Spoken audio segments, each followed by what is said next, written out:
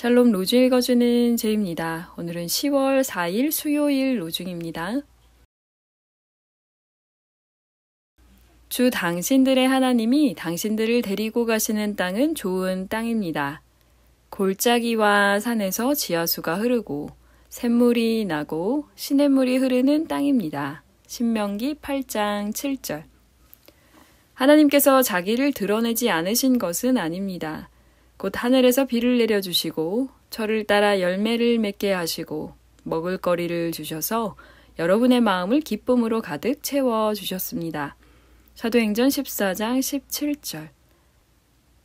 철을 따라 열매 맺는 하루 되세요. 샬롬 하울람. 바울과 바나바가 이고니온이라는 곳에서 전도하고 있었을 때였습니다. 그 이고니온에서는 회당을 중심으로 전도를 했는데 당연히 이제 유대인들과 이방인들 모두가 다 복음을 듣게 됐겠죠. 근데 바울과 바나바가 가르치고 있는 내용에 거부감을 느낀 유대인들이 이제 사람들을 선동해서 저들은 가짜다, 저들은 사기치고 있는 거다, 막 이렇게 선전을 하기 시작을 했어요. 그런데 바울 편을 드는 사람 절반, 유대인 편을 드는 사람 절반, 동네가 이렇게 둘로 나뉘게 된 겁니다. 그러니까 이제 유대 쪽 편을 드는 사람들이 바울과 바나바를 죽이려고 돌로 치려고 하는데 이제 그것을 알고 다음 지역으로 빠르게 이동을 합니다. 그 다음 지역이 바로 루스드라라는 곳이에요. 이 루스드라에서는 놀라운 일이 일어납니다. 발을 쓰지 못하는 지체장애인이 있었는데 바울이 그를 일으켜 세우는 거예요. 사도행전 14장 10절에 큰 소리로 그대의 발로 똑바로 일어서시오 하니까 이제 벌떡 일어선 거죠. 그러니까 이제 그 동네 사람들, 그러니까 루스드라 사람들이 이야 저들은 신이다. 제우스가 인간의 모습으로 내려와서 이런 일을 하는 거다라고 바울과 바나바에게 제사를 지내려고 합니다. 이때 바나바와 바울은 자기의 옷을 찢고, 그러니까 이 옷을 찢는 행위는 신성 모독을 할 때 하는 유대교적 행위거든요. 그러니까 자기들한테 제사 지내는 건 이건 신성 모독이라는 거죠. 그리고 그들한테 우리는 사람입니다. 신 아닙니다. 라고 말하면서 오늘 가르침의 본문을 이야기합니다. 하나님께서 자기를 드러내지 않으신 것이 아닙니다. 그러니까 이미 이방 사람들에게도 하나님은 당신을 드러내고 계셨다는 거예요.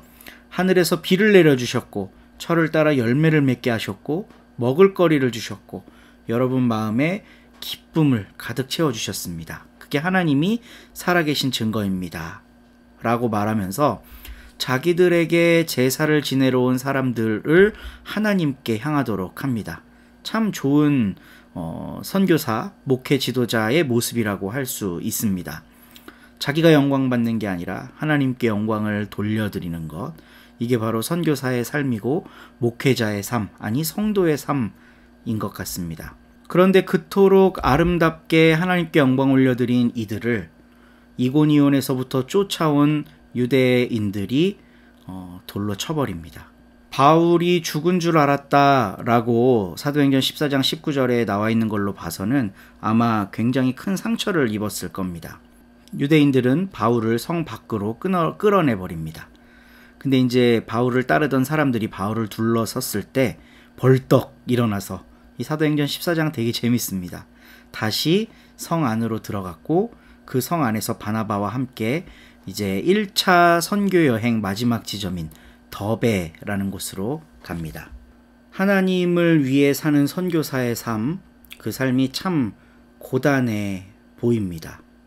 이유 없이 대적자들을 맞닥뜨려야 하고 그들로부터 폭력을 당할 때도 있었습니다. 그런데 이 사도행전 14장에 나오는 1차 선교여행 이후에 바울은 자신의 선교 사역을 15장에서 공인받고 이후로부터는 정말 평생을 전 유럽을 떠돌아다니며 전 유럽과 아시아를 떠돌아다니며 교회를 세우고 복음을 증거하는 일을 합니다. 얼마나 고단했을까. 오늘 이 아침에는 바울의 삶을 함께 묵상해 보았으면 좋겠습니다.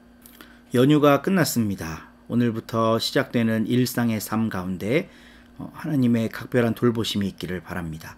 좋은 하루 되세요. 2장. 나의 형제자매 여러분, 겉모습을 보고 사람을 차별하지 마십시오. 여러분은 우리 주 예수 그리스도님, 곧 영광 가운데 계신 분을 믿는 사람들이니까요. 여러분의 회당 안으로 금반지를 낀 사람이 빛나는 옷을 입고 들어온다고 합시다. 또 가난한 사람이 더러운 옷을 입고 들어온다고 합시다. 이런 경우에 여러분이 빛나는 옷을 차려입은 사람을 눈여겨보고는 여기 좋은 자리에 앉으세요 하고 말한다고 합시다. 한편 가난한 사람에게는 당신은 서 있든지 저기 내 발 받침대 밑에 앉든지 하시오 하고 말한다고 합시다. 그러면 여러분은 서로 차별하고 나쁜 생각을 품고 판가름하는 사람이 되어버린 것이 아니겠습니까? 나의 사랑하는 형제자매 여러분, 들으십시오. 하나님이 세상에서 가난한 사람들을 선택하셔서 믿음에 부유한 사람들이 되게 하시지 않았습니까? 또 그 나라 사람을 물려받을 사람들이 되게 하시지 않았습니까? 하나님을 사랑하는 사람들에게 하나님이 약속해 주신 그 나라를 말입니다. 그런데 여러분은 그 가난한 사람을 모욕했습니다. 부유한 사람들은 여러분을 억눌러 지배하지 않았습니까? 그들은 여러분을 재판정으로 끌고 가지 않았습니까? 여러분에게 덧붙여진 그 좋은 이름을 모독하는 자들이 바로 그들 아닙니까? 정말로 여러분이 너의 이웃을 너 자신처럼 사랑하라 하신 성경을 따라 가장 중요한 율법을 완전히 이룬다고 하면 여러분은 잘하는 것입니다. 그러나 여러분이 겉모습을 보고 사람을 차별한다면 죄를 짓는 것입니다. 율법이 여러분을 율법 어긴 사람으로 들추어낼 것입니다. 누군가가 율법을 다 잘 지키다가도 한 조목에서 헛디딘다면 그는 율법 전체에 대해서 어긴 책임을 져야 하니까요. 배우자 아닌 사람과 잠자리 하지 마라 하신 분이 또한 사람을 죽이지 마라 하는 말씀도 하셨습니다. 그래서 그대가 배우자 아닌 사람과 잠자리를 같이 하지 않더라도 사람을 죽이면 율법을 어긴 사람이 된 것입니다. 여러분은 자유를 가져다주는 율법을 통하여 장차 심판받게 될 것처럼 그렇게 말하고 그렇게 행동하십시오. 한결같은 사랑을 실행하지 않은 사람에게는 한결같은 사랑이 없는 심판이 있을 것입니다.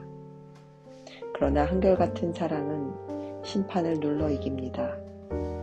나의 형제자매 여러분, 누군가가 믿음이 있다고 말은 하면서 행함이 없다면 무슨 쓸모가 있겠습니까? 그 믿음이 그를 구원할 수 없지 않습니까? 형제나 자매가 헐벗은 채로 하루하루 먹을 음식도 모자라는 처지에 있다고 합시다. 그런데 여러분 가운데 누군가가 그들에게 말하기를 평안히 가세요. 몸을 따뜻하게 하고 배부르게 드세요 라고 한다고 합시다. 그러면서 몸에 꼭 필요한 것을 여러분이 그들에게 주지 않는다고 합시다. 그러면 그것이 무슨 쓸모가 있겠습니까? 믿음도 이와 같습니다. 행함이 없으면 믿음은 그 자체만으로는 죽은 것입니다. 그러나 누군가는 이렇게 말할 것입니다. 그대에게는 믿음이 있고 나에게는 행함이 있습니다. 나에게 그대의 그 믿음을 보여주세요. 행함을 떼어놓고요. 그러면 나는 그대에게 나의 행함으로 그 믿음을 보여드릴게요. 그대가 하나님은 한 분이시라고 믿는다고요? 잘하는 일입니다. 그런데 귀신들도 그렇게 믿고 벌벌 떱니다. 오, 머리가 빈 사람들이여. 행함이 없으면 그 믿음은 쓸모가 없다는 것을 알고 있습니까? 우리 조상 아브라함이 자기 아들 이삭을 데려다가 제단 위에 바쳐서 행함으로 의롭다고 여김을 받지 않았습니까? 그대가 보시다시피 믿음이 그의 행함과 함께 작용하여 행함으로 믿음이 완전해지게 되었습니다. 그리하여 아브라함이 하나님을 믿으니 하나님이 이를 보시고 그 일을 의롭다고 여겨주셨다 라고 말하는 성경 말씀이 이루어졌습니다. 또 그는 하나님의 친구라고 불렸습니다. 여러분이 보시다시피 행함을 근거로 사람이 의롭다고 여김을 받습니다. 믿음으로만 되는 것은 아닙니다. 마찬가지로 몸 파는 여자 라합도 행함에 기초하여 의롭다고 여김을 받은 것이 아닙니까? 경찰병들을 맞아들였다가 다른 길로 내보냈을 때 말입니다.